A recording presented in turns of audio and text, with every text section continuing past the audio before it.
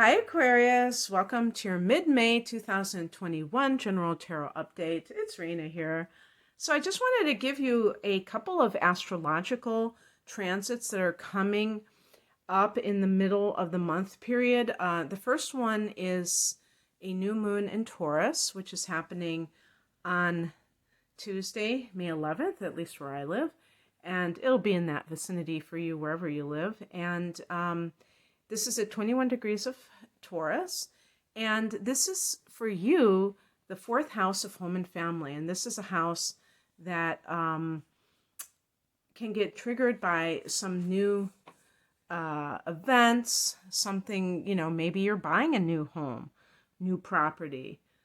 This is the house of the mother, so there could be new developments with her. So there's just that sense of your life feeling a lot more connected to domestic affairs or developments with your domestic affairs, or you could be planting seeds for that. So for instance, you might decide that you want to buy a new property and you're embarking on a search for that. Or if you're the kind of person who does believe in the power of a new moon, that you can set intentions for, I want this property. It's almost like placing an order with the universe or something like that, and be very specific about what it is that you want. So the other thing that I want to tell you about is that Jupiter is going into Pisces, I believe, a couple days after that on the 13th. And this is your second house of earned income. Now, it's not staying there for very long. I think about a few months. It actually is going retrograde in June, but it'll take time to go back into your sign. So I think this is so fortunate because it's in this money sector, which is already, Jupiter is also associated with money or not finances specifically, but abundance. Okay, and then it's going into this house of money. And you, even when it goes retrograde, and goes back into your sign, that's your sign. So it's lucky for that reason as well. So this is a very fortunate period for you, specifically as it relates to financial affairs. And who knows, maybe the new moon in Taurus is connected to that in terms of you being able to, buy real estate or what have you. So let's see what the cards say. Or even receive money from real estate. It could be something along those lines. The Magician. I've been getting that card. I've been getting the Strength card. Wow. I'll talk about that in a second of like why, this might be happening. This is really good. So far, really good. Very nice reading for you.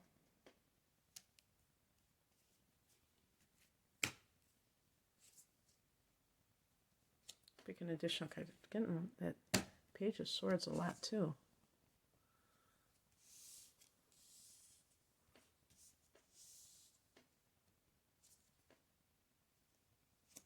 Okay.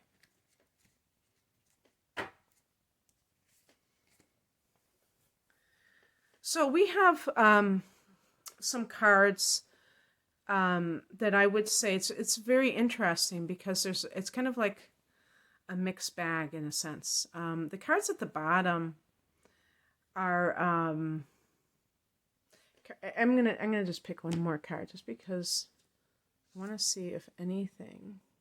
Daughter of Wands, Page of Wands. Okay. All right. So the top three cards are all associated with fire energy. Fire energy is harmonious to Aquarius. You may have it within your own chart, but the point is that it's masculine, it's independent, and it's some of these themes. I mean, you're a masculine sign. It kind of goes along with what Aquarius is all about. The masculine, the independent, the creative, That's another theme for fire energy. And then at the bottom row, I just kept picking cards because I did get some cards that I associate with with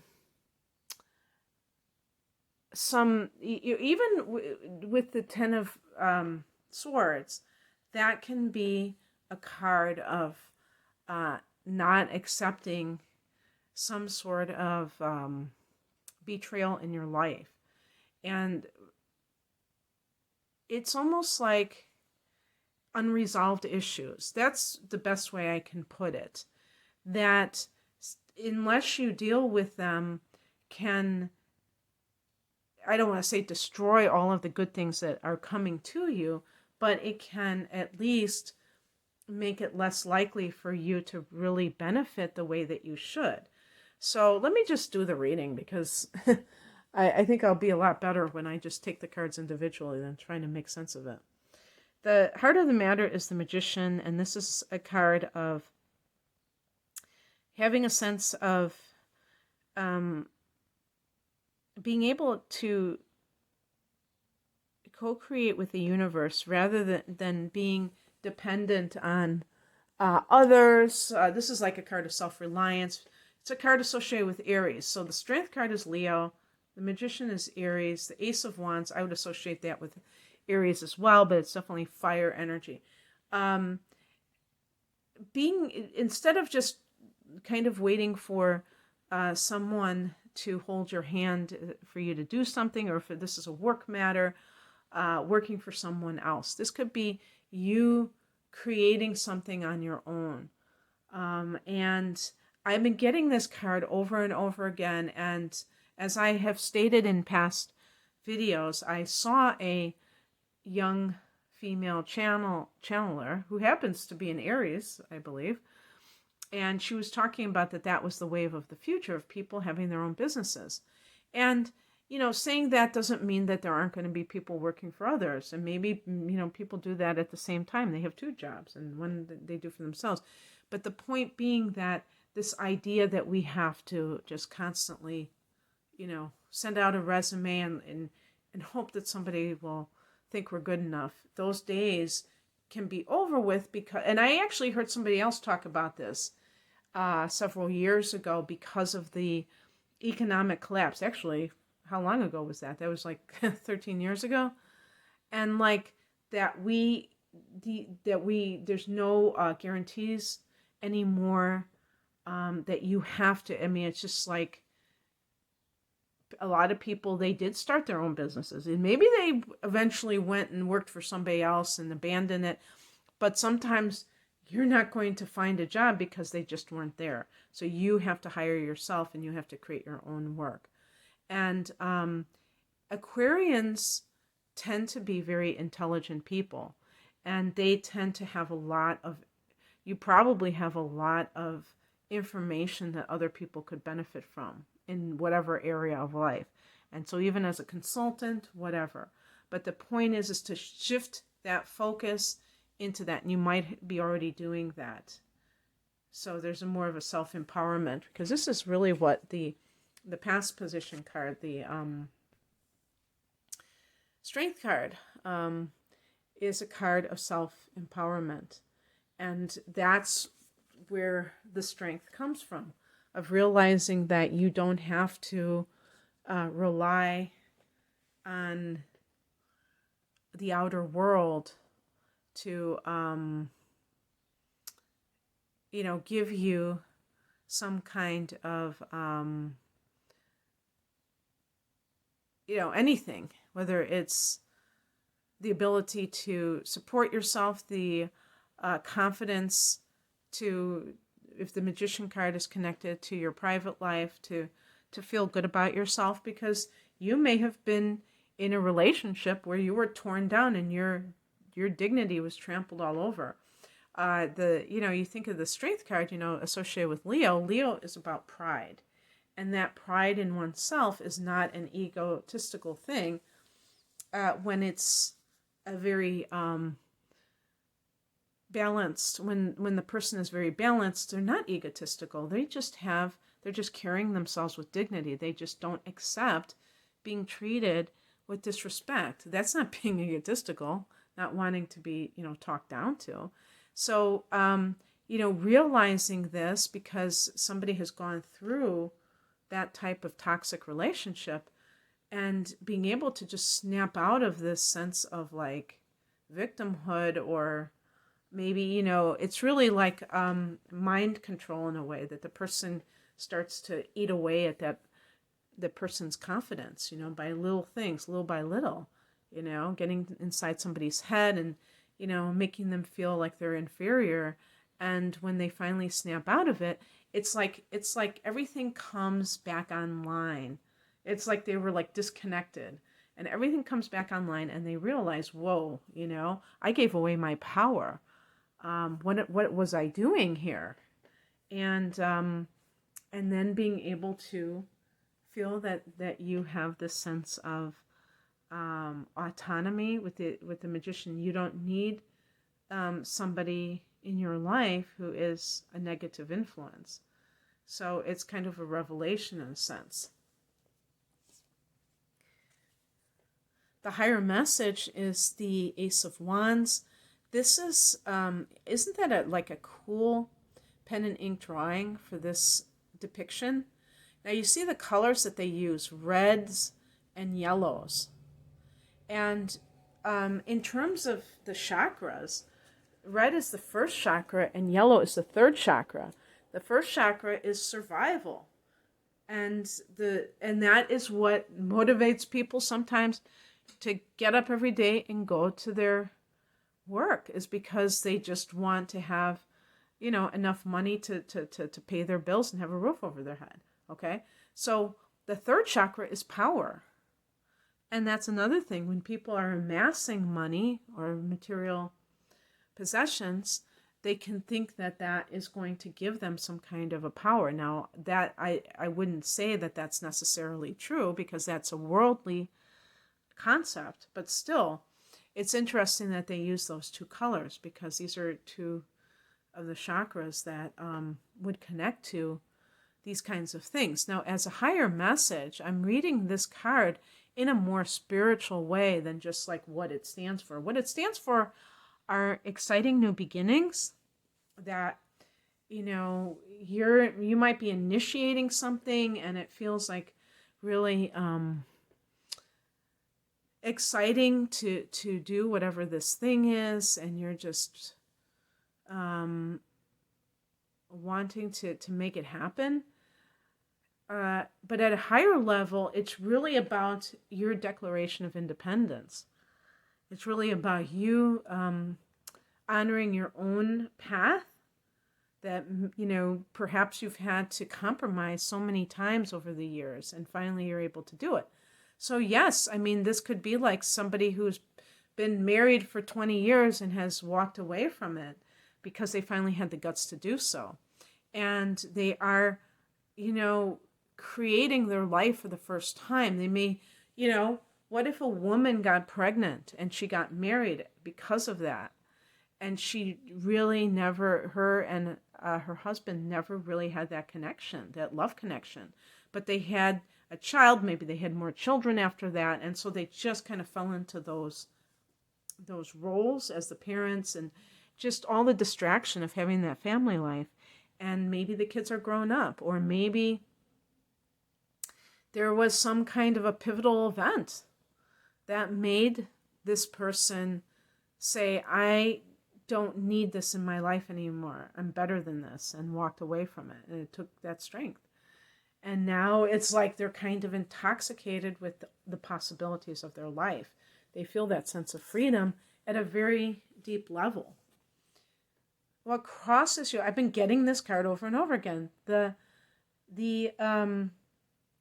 Ten of Swords. So let's say that, let me use that scenario that I just mentioned. The person who's walking away from a long-term marriage. Perhaps their partner cheated on them, and they finally either admitted it to themselves.